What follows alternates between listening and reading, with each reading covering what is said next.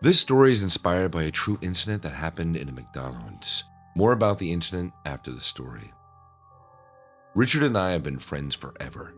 We both came from pretty messed up families and we weren't very popular in school, but we always had each other to rely on. After graduation, I went to community college and got an okay job with a food distributor. Richard started working at McDonald's. We're both in our late 20s now and Richard still works there. In a way, Richard was jealous of me for making a better life for myself. I often had to loan him money as well. He didn't have to pay me back, and that was okay. He was still a good friend. On the other hand, I was jealous of Richard because he was a lot better looking than me. He went on dates all the time, while I always struggled. I'm a little awkward around women, but Richard helped me out with that. He gave me confidence. He was always my wingman whenever we went out. And most importantly, he set me up with a couple of his female friends. Last month, he introduced me to this great girl. Her name was Rachel, and she was really out of my league. Without Richard, I never would have had a chance with her. After 2 dates, I knew that Rachel was one I was meant to be with. She was perfect. Then one night, we planned dinner together. Me, Rachel, and Richard. We were supposed to meet at this little fancy Italian restaurant. I was paying, of course. Unfortunately, my boss made me stay late that day, so I got there about half an hour late. Rachel and Richard were already inside. I could see them through the window. They were smiling and laughing. I immediately felt jealous. He was trying to take her from me, and it was working. I watched through the window as he pulled out a single rose and handed it to her. She accepted it and kissed him on the cheek. "You're kidding me." Furious, I got back in my car and drove off. I texted Rachel a bit later, apologizing for missing the dinner. She texted me back and said everything was fine. The two of them were having fun without me. I felt like I'd been stabbed in the back. I thought about calling Richard, but I didn't have the nerve. The next day, I was even angrier than before. All I could think about was that stupid rose. How could my best friend betray me like that? He knew how much I liked Rachel, and he just couldn't let me have her. After fuming for hours, I got in my car and drove straight to McDonald's. I knew Richard would be there, but I didn't know what to do when I arrived. I entered through the back door into the kitchen. Richard was alone, assembling burgers and cooking fries. Hey man, what are you doing here?" Seeing his smiling, handsome face made me even angrier. He acted like he didn't do anything wrong. "You gave her a rose," I screamed. "What? You want Rachel for yourself? Well, you can't have her." He was too shocked to say anything. He stepped closer. Next to him, the oil in the fryer was bubbling loudly. "I thought we were friends, after everything I had done for you." "Dude, I'm at work. Let's go outside and talk." He reached towards me, acting like I was a crazy person. That's when I punched Richard in the face. I'm not a violent person, and I'd never gotten into any fights before, but my anger and his betrayal had taken over me. He tried to punch me back, but I dodged his fist. "Just listen, man," he screamed. I don't exactly remember what happened next. I was too angry to think clearly, but I guess I grabbed him by the back of the neck and shoved his face directly into the fryer. Droplets of hot oil splattered everywhere. Richard grabbed onto the edge of the fryer before his face got submerged. His nose was in the hot oil, though, and the droplets were flying into his skin. He bellowed in pain. With all my strength, I tried to shove his face all the way in, and he wouldn't let me. He was a lot stronger. Still, I wouldn't stop. He twisted his face side to side, looking up at me, his left cheek making contact with the boiling oil. He was losing his strength. I told her the rose was from you." I immediately let go. He pulled free. His cheek and nose were bright red, almost purple. Strips of skin were falling off his face. He stumbled 3 steps towards me before collapsing on the floor. He was still alive, still conscious, but I guess it was too much pain. By then, 2 of his coworkers came out from the front of the restaurant. They had seen what I had done. One of them screamed while the other one ran to Richard to see if he was okay. My anger quickly subsided. I finally realized what I had done. I attacked my best friend for no reason. I misinterpreted everything, and now his face was permanently scarred. I lowered myself to the floor too, whimpering, barely able to breathe. I don't know how long I sat there before the police came and took me away. Now I'm being charged with attempted murder. My lawyer is advising me to take a plea deal, which I probably will. But there's one part of me that thinks I should take whatever punishment that they give me. I should be locked up forever for what I'd done. Rachel won't talk to me. Richard's still recovering in the hospital. All I know is I really, really messed up. I'll suffer the consequences for the rest of my life. And I know Richard will too. In a real incident, a man's wife, let's call him Mr. A, worked at the McDonald's as a manager in training. She called her husband to complain that employees were being disrespectful to her. Mr. A came to the restaurant and physically attacked a cook, punching him in the face, grabbing his neck, and trying to push his head into the deep fryer. Fortunately, other workers stepped in before the cook was seriously hurt. The cook ended up with a swollen forehead, a black eye, and scratches on his neck. Mr. A was arrested and later pleaded guilty to the misdemeanor assault charge. He was sentenced to serve a few weeks in jail.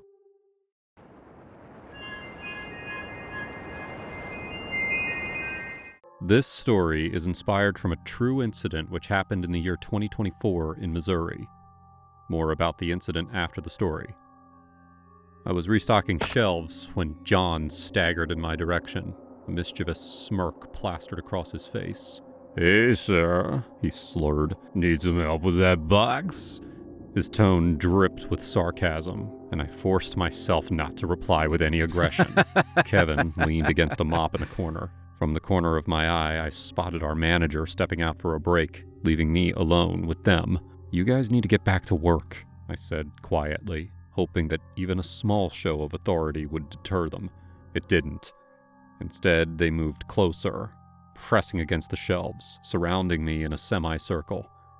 That night, had it not been for a sudden influx of late-night customers, I wasn't sure how far they would have gone. Fear churned in my gut, and I realized they weren't just joking around anymore. Their intimidation escalated each passing day, culminating one night when they stumbled into the store reeking of booze. They cornered me near the freezer, whispering threats. Panicking, I reported them to the store manager first thing in the morning, feeling both guilty and relieved. "They threatened me," I told him, my voice trembling. "I can't keep working like this. They're dangerous." The manager, alarmed by my distress, launched a quick investigation. Within days, John and Kevin were suspended. Though I felt safe again, I also felt the sting of guilt. They lost their jobs, and part of me feared they would blame me for their misfortune. A few weeks later, I handed in my resignation, choosing to wipe the slate clean. I moved across town and found work as a waitress in a local restaurant. It was a new beginning. For months, I remained blissfully unaware of what had become of them. The restaurant was owned by a man named Mr. Patel, who was notoriously strict about losses. If a customer left without paying, it was automatically considered the server's fault. My new coworkers warned me, "Don't ever let anyone leave without settling the bill. Mr. Patel will make you cover it from your own pocket." I nodded, taking the warning to heart. Every day, I served guests with a friendly smile, never letting my guard down, especially on busy nights. Then, one fateful afternoon, I looked up from the menu I was holding and felt my stomach lurch. There they were, John and Kevin, crowded into a booth near the window, their eyes locked on me. I tried to stay composed, acting as though they were any other customers. When I approached their table, Kevin sneered at me. Well, he said, smacking his lips. "If it isn't Sarah. Didn't think we'd see you again." I forced a polite smile and took their orders. "What can I get you?" I asked, my voice steadier than I felt. John leaned forward, a smug grin tugging at his mouth. "We'll have the steak special and a couple of beers. Don't keep us waiting." I wanted to scream, but I swallowed my fear and went through the motions. For the next hour, they feasted and drank, making snide comments under their breath. My nerves buzzed with apprehension. Something felt off, like they were toying with me. As soon as I handed them the bill, they exchanged knowing looks. I sensed it coming, but I was still too slow to stop them. They bolted for the door, toppling their chairs. My heart pounded in my chest as I chased after them, dreading Mr. Patel's wrath if they escaped without paying. I cornered them in a narrow alley just a block away. I tried to seize John's arm, but he wrenched free, laughing. "You shouldn't have reported us," he spat. "We lost our jobs because of you." Kevin and John surrounded me, grabbing my wrist until pain shot up my arm. Before I could scream, they shoved me into a dumpster. My ankle twisted as I collided with the rusty metal, trash spilling out as I struggled to keep my balance. I heard their footsteps echo on the pavement as they fled, their laughter fading into the distance. Bruised and trembling, I stumbled out of the dumpster. Adrenaline still pumped through my veins, mingled with a sudden wave of relief that they hadn't done something worse. My mind raced with possibilities. I had to face Mr. Patel, but I also knew the police needed to be involved this time. By the time I returned to the restaurant, Mr. Patel stood by the door, fuming. "I'll cover the bill, but we need to call the police. I know these men. They assaulted me." He hesitated for a moment, looked at my disheveled appearance, and then agreed. The police arrived within minutes, and I gave them a full statement. Days later, they tracked down John and Kevin, charging them with assault and theft. In July of 2024, a shocking dine-and-dash incident occurred at the Fish & Co. restaurant in Camdenton, Missouri. Patrons allegedly left a $150 bill unpaid, and when waitress Liana Bertels pursued them down a dock, they grabbed her wrist and pushed her into the Lake of the Ozarks before escaping on a boat. Security footage captured the group leaving, but not the assault itself. Bertels, hurt and humiliated, pulled herself out of the water after 10 minutes. The group had earlier grown angry over food delays.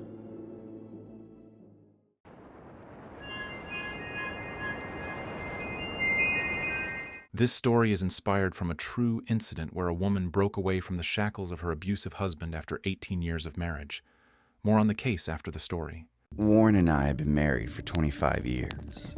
We had our problems, mostly because Warren got angry over stupid things, but I think we were happy. We didn't have the same spark we used to, but I don't think any couple does after being together for so long. For Valentine's Day this year, Warren decided to have a romantic dinner at home instead of going out to some restaurant. I was fine with this, but then he suggested that we invite our friends Laura and Daniel over for a double date. Laura and Daniel were our best friends, but I thought it was strange that he'd want to share our Valentines with them. I didn't argue though. He'd already invited them anyway. That was my first clue that something very strange was going to happen. Warren paid a catering company to send over a grand feast. It was much more food than 4 people could possibly eat. He cleaned up our dining room and added candles for ambiance. When Laura and Daniel arrived, Warren got really excited. He invited them in and we all sat together for some pre-dinner drinks. Everyone was laughing and joking, except me, I guess. I kept staring out the window. I wanted to have a good time, but I resented the fact that I had to share my Valentines with our friends. This wasn't romantic at all.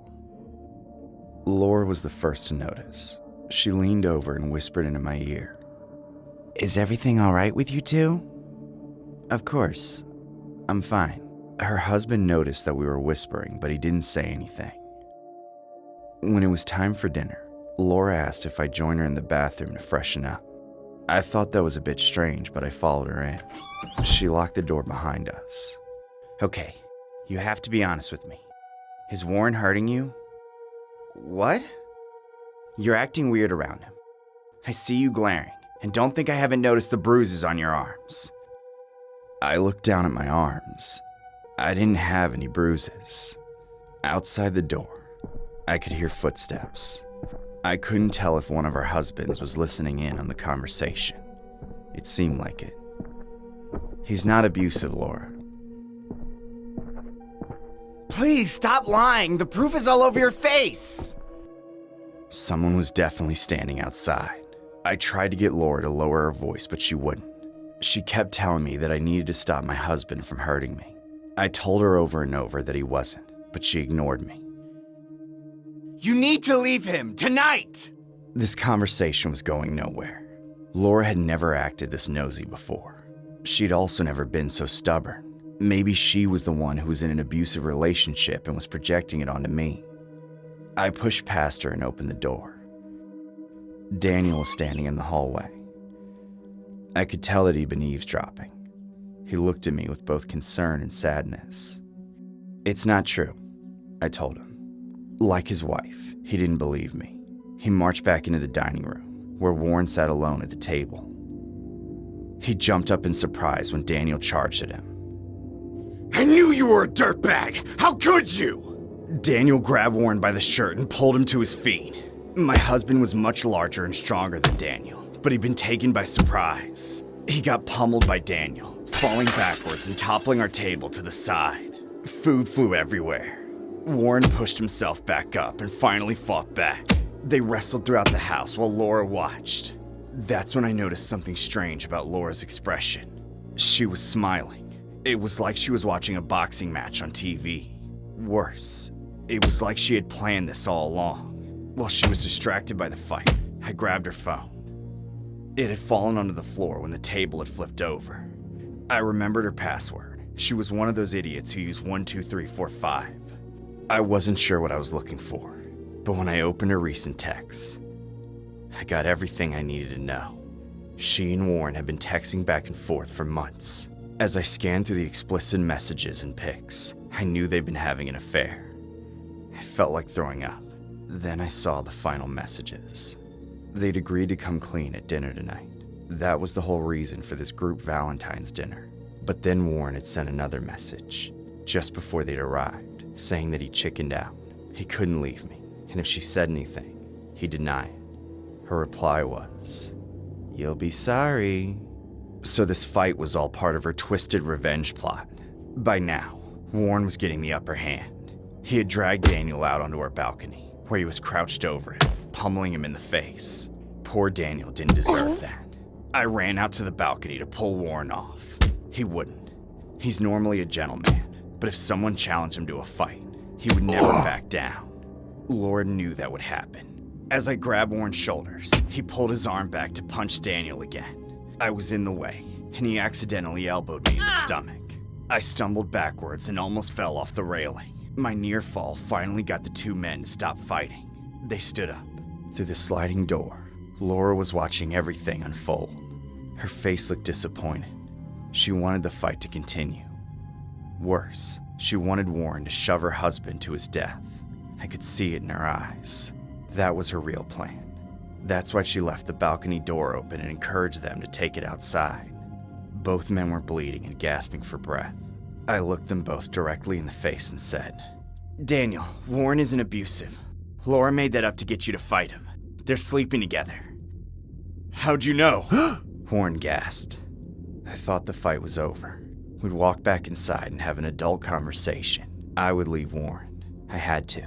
And Daniel would probably do the same to Laura. It seemed like she had gotten what she wanted. The truth was exposed. But then Daniel did something none of us expected. He grabbed my husband by the shoulders and shoved him off the balcony. Warren died on impact. When the police came, I lied. I said that Warren had fallen by accident during the fight. Laura was too busy sobbing to argue. So that was my last Valentine's Day as a married woman. It was not what I'd expected. A domestic violence survivor, Rachel Williams finally had the courage to leave her abusive marriage after 18 years of domestic abuse. She also talks about the most horrible day of her life. That is Valentine's Day, where she was expected to cook and make love with her monstrous husband, Darren Williams. Rachel, too, would get a box of chocolates, flowers, and cards. But ultimately, they had no meaning to it. Things took a huge turn in July 2011 when he tried to strangle her and slit wrists in front of his 16-year-old son. She left and complained to the police to get him arrested. But he shot her after getting bailed at her salon, where she worked as a hairdresser. He shot her leg and also gave her punches, after which she was admitted in hospital for 6 weeks.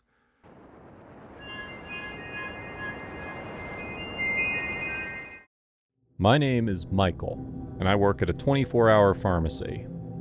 I had some pretty wild experiences with customers, especially during the height of the pandemic when the crazies would come in and ask about horse tranquilizers and stuff. But out of all the crazy customers I had, nothing will ever top what happened to me last week.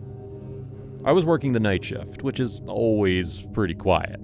In 3 hours, I think I had 5 customers, maybe 6. We had security cameras everywhere, and my boss had a really strict policy about not using cell phones or reading books on the job. So, even though I was bored out of my mind, I couldn't do anything besides just stand there and wait for people to come. Then midnight rolled around. That was the halfway point of my shift. The front door opened, and the man walked in. He was tall and extremely skinny. He was missing a lot of his teeth, and his skin was really wrinkled and leathery. I could tell he was on some kind of substance. With customers like that, I have to be very careful that they didn't try to steal anything from the shelves. I kept an extra close watch on this guy as he wandered around all the aisles and slowly made his way back to my counter. "Where's all the cough syrup?" he asked. I pointed to the cough syrup behind the glass case. Because drug addicts used cough syrup to make meth, we had to change our policies. It was still over the counter, but we had to limit how much we could sell to an individual customer. "Right here," I said. "Would you like to buy a bottle?" "I need all of them," he said. "I'm sorry, sir, but that's against our policy. Just 1 per customer." For a second, he stared at me as if I just murdered his pets. Then his face went blank and he said, "See you around." And then he left. I had a really bad feeling about that man. Usually, when addicts like that don't get what they want, they'll start screaming profanities at me. They'll say the worst things, but eventually they'll leave. But this guy acted weirdly calm as he left. I knew in my heart that he was going to come back. About an hour passed, and no other customers came in. Then the man came back. But this time he wasn't wearing the same dirty brown suit as before. He had a giant cap, an eye patch, boots, black t-shirt and jeans, and a plastic hook.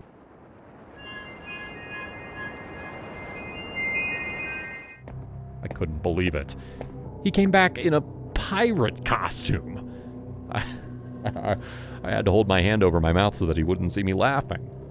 "Hello, matey," he said. "I need cough syrup for me and my crew." "I'm sorry, sir," I said. "Like I told you last time, I can only sell 1 per customer. It's our policy." Last time? I've never been here before, matey." What was he thinking? How did he even get a pirate costume? It was honestly the most surreal moment of my life. I started laughing at the ridiculousness of it, but then he pulled out a long, thin sword and started waving it at me. And unlike his plastic hook, the sword was very real. Before I could do anything, he jumped over the counter and started swiping the sword toward my face. There wasn't a lot of room behind the counter. It was a small space with a bunch of shelves filled with medicine, and I didn't have anywhere to go. I just had to dodge him. "Arrgh!" he shouted as he slashed the sword at me. The tip of his blade cut into my shirt, and I had to twist to the side. I fell against one of the shelves and tripped. As I stumbled to the ground, he lowered the sword to my neck. "Get up!" he demanded. I did what he asked. He kept digging the tip of the sword into my throat, and he told me to jump onto the counter. "Why?" I asked. "Because I'm gonna make you walk the plank," he said. "And when you do, I'll steal my booty." Now, I know this sounds funny, but it was honestly terrifying. I mean, a real sword was pointed at my neck. If I did even one thing wrong, he would kill me. I had to play into this pirate fantasy. As he led me back toward the counter, I reached over toward the phone hidden next to my work computer. I pushed off the receiver and dialed 911. I knew he was staring at my face, so I made sure not to look down at the phone as I did it.